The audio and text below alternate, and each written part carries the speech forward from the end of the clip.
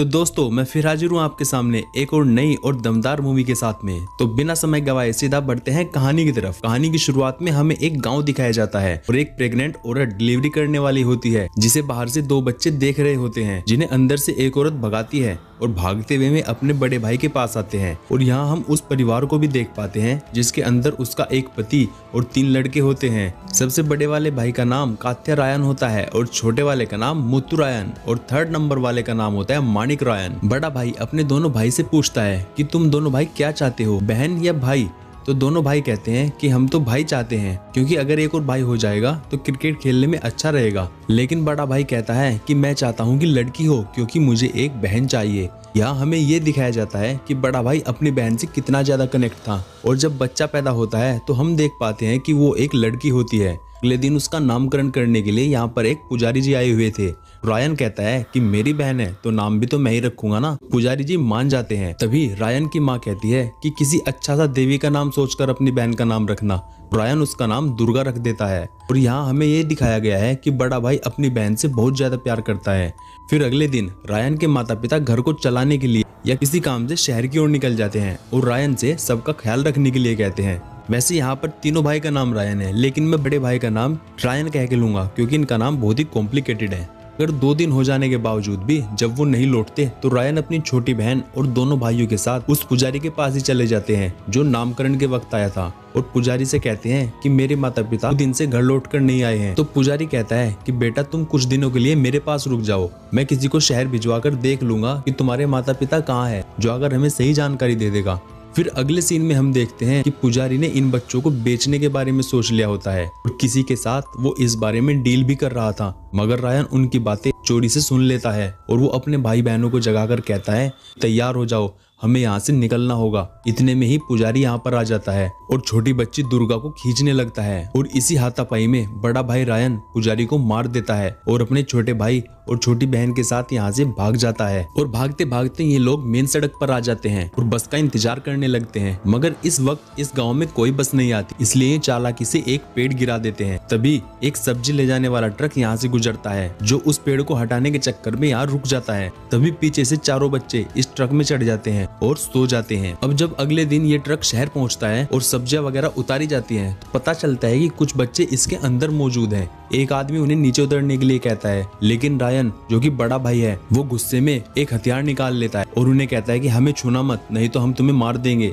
हम यहाँ से खुद चले जाएंगे। उसके हाथ में एक छोटी बच्ची को देखकर ट्रक का मालिक, जिसका नाम शेखर होता है, इन्हें बैठाकर खाना खिलाता है और पूछता है कि क्या मैं तुम्हें तुम्हारे गाँव छोड़ दूं? जिस पर रायन कहता है कि हम जहाँ से आए हैं वहाँ पर वापस नहीं जा सकते, आप मुझे कोई काम दिला दीजिए। फिर बड़ा भाई रायन उसी शहर में सब्जी भाजी का काम करने लगता है, जिससे ये कुछ पैसे कमा लेता है। और फिर एक दिन शेखर से कहता है कि मुझे सिर्फ इतने ही पैसों की जरूरत है, बाकी के पैसों के लिए मुझे कोई किराए पर कमरा दिलवा दीजिए, क्योंकि मैं मेरे भाई बहनों को यूं ही खुले में नहीं सुला सकता।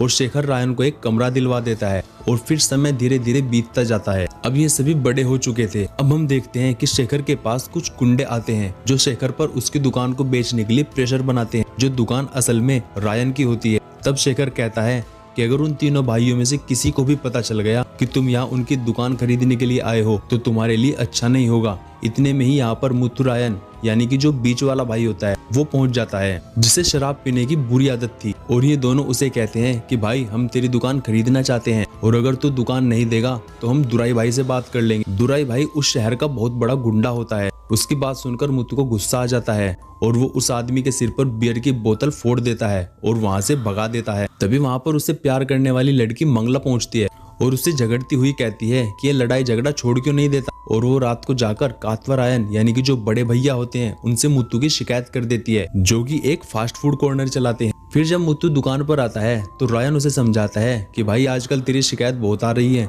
फिर घर पर बैठकर ये सभी आराम से डिनर करते हैं। यहाँ हमें ये दिखाया गया है कि रायन का परिवार बहुत अच्छे से अपना जीवन जी रहा था। इसी बीच दुर्गा बताती है कि शेखर भाई ने कहा था कि आज मुत्तु ने बार में कोई झगड़ा वगैरह किया है। और अब ये बात दुराई भाई तक पहुंच गई है। दुराई इस शहर के बहुत बड़े गुंडे होते हैं। फिर हमें दुराई भाई की स्टोरी दिखाई जाती है। इनका एक रेबल गैंग के साथ पंगा था जो कि सेतु रमन के फादर थे।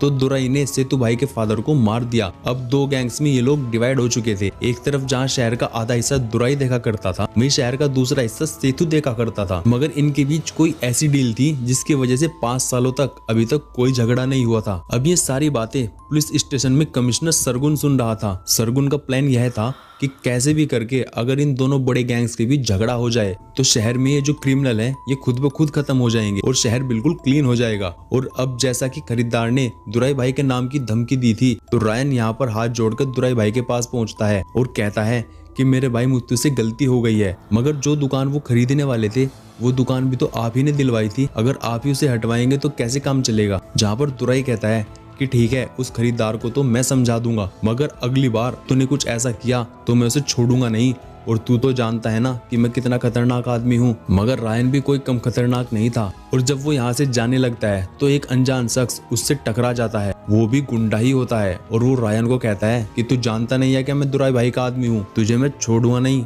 इतने में दुराई भाई उसे अपने पास बुलाते हैं और कहते हैं कि वो रायन है, उससे पंगा मत लेना। फिर हम देखते हैं कि मुत्तू को पुलिस पकड़ कर ले गई है, क्योंकि जिस खरीदार का सर फोड़ा गया था उसने उसके खिलाफ कंप्लेन लिखवा दी थी। तो पुलिस स्टेशन पर जाकर बड़ा भाई रायन पुलिस वाले से कहता है कि मेरे भाई मुत्तू को छुड़वाने के लिए मुझे क्या करना होगा।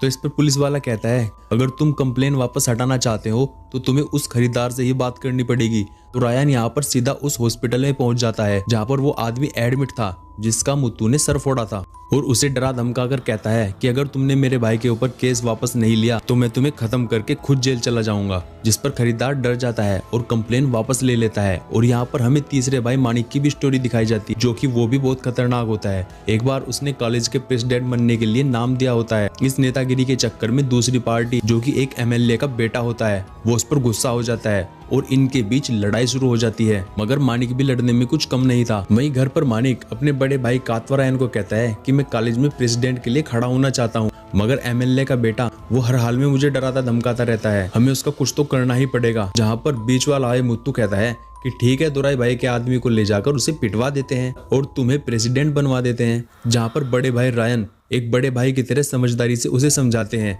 और कहते हैं कि पहले तुम प्रेसिडेंट बनोगे, फिर तुम्हारे पीछे गुंडे पड़ जाएंगे और उन गुंडों के पीछे पुलिस भी तुम्हारे पीछे पड़ जाएगी। फिर उन पुलिस वालों के पीछे कोई बड़ा नेता होगा और उस नेता के पीछे एक बड़ा बिजनेसमैन होगा, और एक ना एक दिन ये मैटर इतना बढ़ जाएगा कि तुम्हारी लाश कहीं कटी पटी मिलेगी। इसलिए तुम इस मैटर को यहीं पर दबा दो और अपना नाम प्रेसिडेंटशिप से वापस ले लो। लेकिन ये बात छोटों की समझ में कहाँ आने वाली थी। फिर अगले सीन में हम देखते हैं कि सेतु जो दुराई का दुश्मन होता है उस पर कुछ लोग हमला कर देते हैं और सेतु उनमें से कुछ लोगों को तो मार देता है और कुछ भाग जाते हैं। फिर हमें पता चलता है कि ये हमला कमिश्नर सरगुन ने करवाया था, जो इस शहर से दोनों गैंग को खत्म करना चाहते हैं ताकि सेतु को दुराई पर शक हो और दोनों गैंग आपस में लड़कर मर जाएं। और सेतु को दुराई पर शक होता है तो उसकी वाइफ उसे दुराई को मारने के लिए कहती है। अगले सीन में हम देखते हैं दुर्गा को देखने के लिए कुछ लोग आते हैं। लड़का गवर्नमेंट जॉब में था और उसके पिता रायन से डिमांड करते हैं कि शादी में लड़की को क्या दोगे। अब वैसे तो ये लोग गरीब होते हैं, तो रायन कहता है कि ठीक है, मैं अपनी दुकान दुर्गा के नाम करवा दूंगा और ऊपर से शादी का सारा खर्चा भी हम ही उठा लेंगे। जिस पर रात में इन चारों भाई बहनों में झगड़ा हो जाता है। मुत्तू और मानिक कहते हैं कि अगर आप दुकान दुर्गा के नाम कर देंगे तो हम क्या कमाएंगे। दुर्गा भी कहती है कि भैया बात तो सही है, क्योंकि शादी के बाद मैं तो सेट हो जाऊंगी,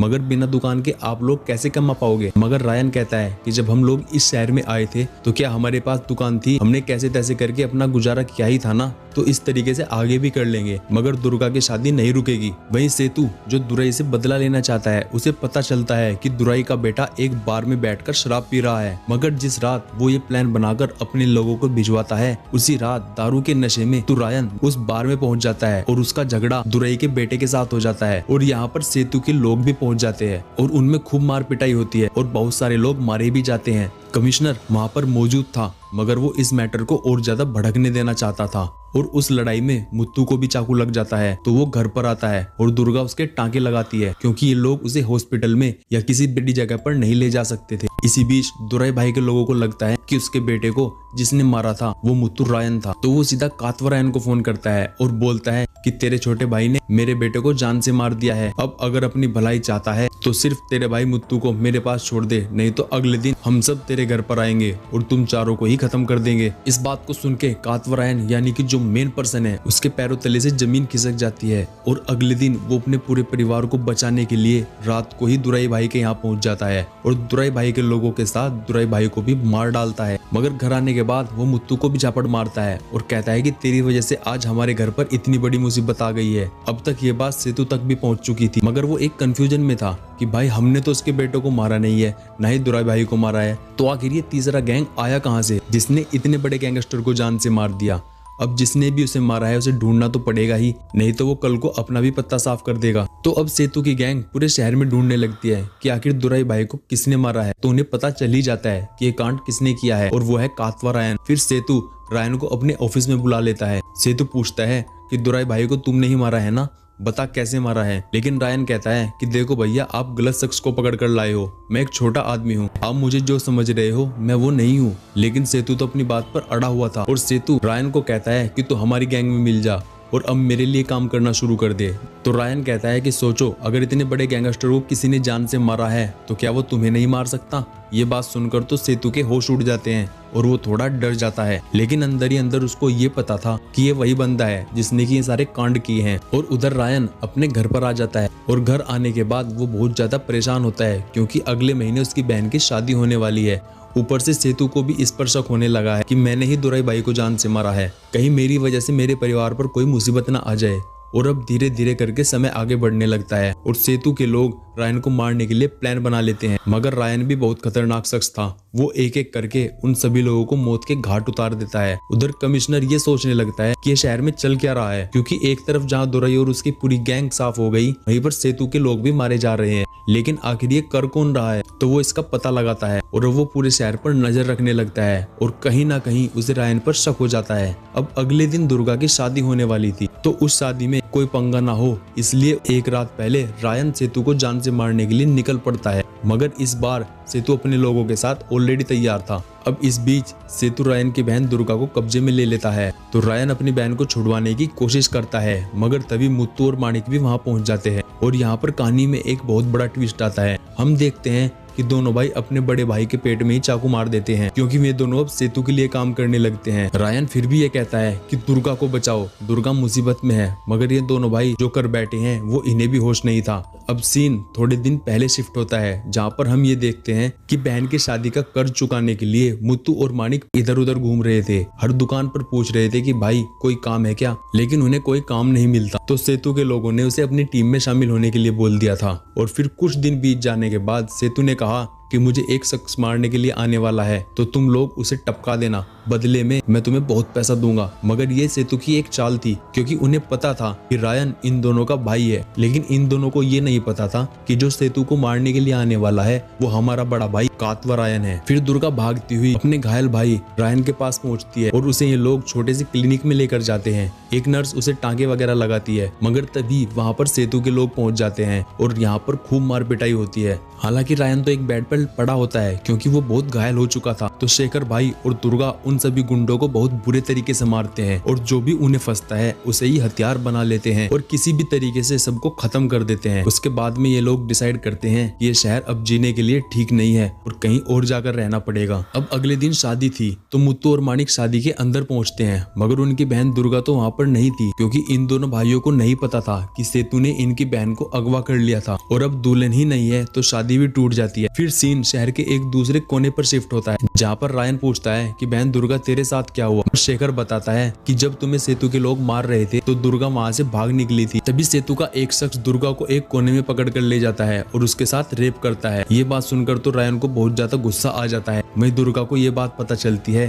कि रायन के पेट में जिसने चाकू मारा था वो कोई और नहीं बल्कि उसके बड़े भाई मुत्तू और माणिक हैं। इस पर दुर्गा बहुत गुस्सा हो जाती है। दोनों भाई बहनों के दिल में अलग अलग जगह पर गुस्सा भर जाता है। फिर अगले सीन में शेखर सेतु के पास जाता है और बोलता है कि तेरे बंदे ने दुर्गा के साथ रेप किया, उसे उसकी सजा मिलनी चाहिए। मुझे तेरा बंदा सौंप दे, क्योंकि तेरी बीवी इस वक्त रायन के कब्जे में है। अब अपनी बीवी को छुड़वाने के लिए सेतु अपने बंदे को रायन के हवाले कर देता है। अब यहाँ पर ये दोनों भाई बहन उसे खूब मारते पीटते हैं। रायन तो वहाँ बैठा बैठा बस देख रहा था। दुर्गा अपने रेप का बदला ले रही थी और उस शख्स के हाथ पैर बहुत बुरी तरीके से काट डालती है और उसकी जान ले लेती है। और फिर ये दोनों बैठकर आराम से चाय पीते हैं कि अब दूसरे गुंडों की बारी है। माणिक शेखर भाई को कहता है, हम नहीं जानते थे कि सेतु ने जिस शख्स को मरवाने के लिए हमें बोला है वो हमारे बड़े भाई होंगे।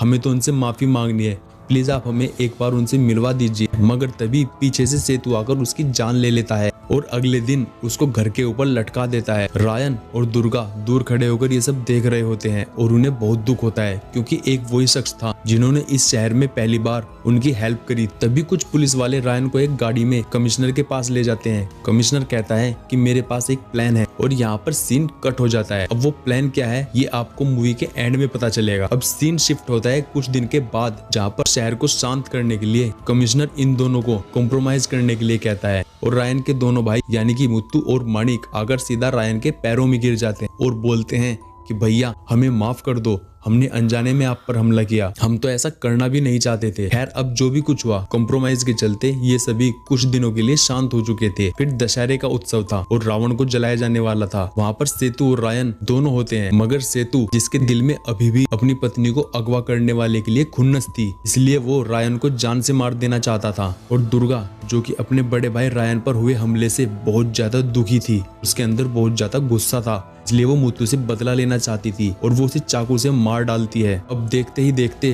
पूरा त्योहार का माहौल खराब हो चुका था। हर कोई झगड़े पर उतर आता है, जहाँ सेतु अपने लोगों को रायन को मारने के लिए भेजता है, लेकिन रायन तो उल्टा उन पर ही घायल शेर की तरह उनका ही सफाया कर देता है। फिर काफी फाइटिंग सीन्स होते हैं। काफी लड़ाई के बाद रायन सेतु के ऊपर तेल डालकर उसे वहीं पर आग लगा देता है और अपने भाई मुत्तू को भी मार देता है। अब हमें यहाँ पर कमिश्नर का वो सीक्रेट प्लान रिवील होता है जो कमिश्नर ने रायन के साथ बनाया था, जहाँ पर कमिश्नर रायन से कहते हैं कि इस वक्त शहर में बहुत ज्यादा दंगे भड़क चुके हैं, क्रिमिनल रेट बहुत ज्यादा आगे बढ़ चुका है, ये सब कुछ सेतु की वजह से हुआ है। मैं जानता हूँ कि तुम सेतु के खिलाफ एक लंबी जंग लड़ना चाहते हो, पहले तुमको कॉम्प्रोमाइज के लिए एक साथ मिलाऊंगा, फिर जिस रात सारे गुंडे एक साथ खड़े होंगे तुम अकेले जाकर उनको खत्म कर देना। अगर तुम ऐसा करते हो तो मैं तुम्हें नई आईडी और बहुत सारा पैसा दे दूंगा ताकि तुम किसी भी शहर जाकर अपनी नई जिंदगी जी सको। लेकिन कहीं अगर उस लड़ाई में तुम मारे गए, तुम्हारी बहन का सारा खर्च मैं उठाऊंगा। फिर दुर्गा और रायन एक गाड़ी में अपना सारा सामान पैक कर रहे होते हैं क्योंकि वो अब शहर छोड़ने वाले थे। फिर मंगला जो एक बच्चे को पैदा कर चुकी थी, वो मुत्तू का बेटा था, वो कहती है कि मैं खूनी के बच्चे को नहीं पाल सकती। वो रोते हुए वहाँ से चली जाती है। रायन अपनी बहन दुर्गा और उस बच्चे को लेकर शहर से कहीं दूर चला जाता है। फिर हमें रिवील होता है कि कमिश्नर का प्लान तो कुछ और ही था कि जब रायन पैसे लेने के लिए यहाँ पर आएगा तो वो रायन को भी मार देगा, मगर रायन तो इस बात को पहले से ही जानता था, इसलिए वो कमिश्नर के पास पैसे लेने के लिए नहीं आता और अपनी नई लाइफ जीने के लिए एक अलग जगह निकल जाता है। इसी के साथ ये मूवी यहीं पर खत्म हो जाती है। अगर एक्सप्लेनेशन आपको अच्छी लगी हो तो चैनल को सब्सक्राइब जरूर करें। मिलते हैं अगली वीडियो में एक और नई और बेहतरीन कहानी के साथ।